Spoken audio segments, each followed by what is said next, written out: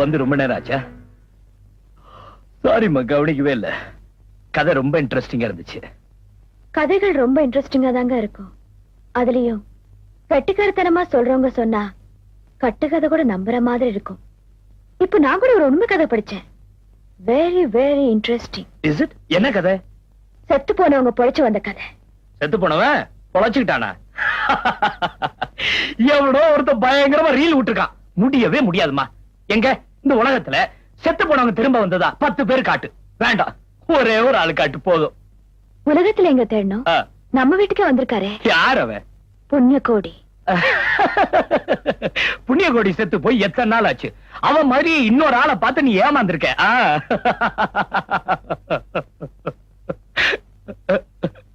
பாவம் புண்ணியகோடி. அவனை நினைச்சாவே என்னால தாங்க முடியல. அவன் இருந்திருந்தா கண்ணனுக்கு பாதுகாப்பா இருந்திருப்பானே. போதும், நிறுத்துங்க. எத்தனை நாளைக்கு அப்படி நடிச்சுட்டே இருப்பீங்க? கண்ணன் யாரு? கண்ணே சொல்லுங்க. உங்களையே நம்பி வாழ்ந்துட்டு இருக்கிற என்கிட்ட பொய் சொல்லாதீங்க. இனிமே நான் உங்க பொய்யால நம்ப தயாரா இல்ல. கண்ணன் யாரு? கண்ணன் நம்ம புண்ணியகோடி.